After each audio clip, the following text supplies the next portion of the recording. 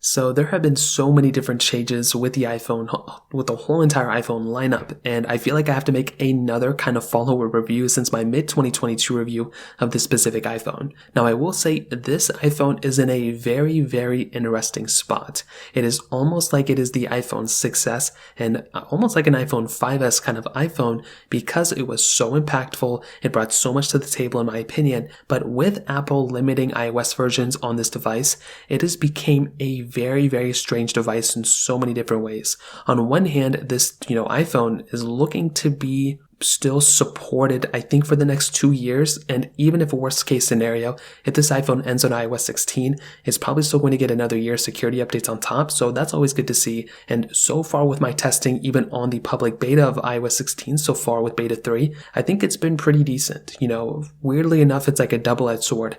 On one hand, it got a limited version of iOS, but on the other hand, it also kind of, has a pretty stable experience. It's been giving me a pretty stable experience on this iPhone. It still has bugs, and I would still not recommend installing iOS 16, but that is one of the bigger things I've seen. Even though it got a limited version of iOS, it still is a fairly stable version of software, and the battery life on this iPhone, at least on my specific iPhone 10, has been way better than I was expecting it to be, which is really, really crazy. Now, another thing I want to add on top of this is with the iPhones coming out very soon. So most of us know this by now, but the iPhone 14s are going to be released either September or October, and this isn't really going to, hurt or affect the iPhone 10 too much, but the only thing I can think of is that with the iPhone 14 beginning to remove the notch, at least with the Pro series, this in fact is probably going to be almost like a direct successor to the iPhone 10s, meaning if you are somebody who has an iPhone 10 right now and you are waiting and waiting and waiting for that, big upgrade, quite potentially I think the 13 Pro could have probably been that upgrade for you,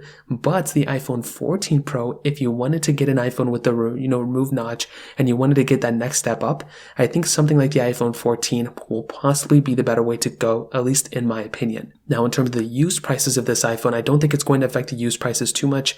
I think this iPhone is still going to be sold, like I mentioned before, at a pretty good price in the used market. If you're somebody, though, who wants to just retain as much value on your iPhone 10 and you don't really feel like, you want to go ahead and sell it after the iPhone 14s, I would recommend reselling it right now so you can get as much income as you can. As I said before, this is probably one of the best times you can go ahead and kind of gain as much income as possible while retaining your iPhone at the same price tag. So that's another thing I recommend doing if you want, reselling this iPhone and pretty much going on from there. But I do think with something like the iPhone 10, this is a very good value and it really doesn't get too much crazier better than this. Like, this is still a tremendous device for sure, but this is a really solid iPhone for that price tag. And looking at the remainder of this year, it's going to be in a very interesting spot in my opinion as well. So that kind of covers it up. If you have any other thoughts or questions, please let me know in the comment section below. Hit the like button, that would mean so much, but definitely hit that subscribe button. More importantly than everything else, I love every single one of you guys.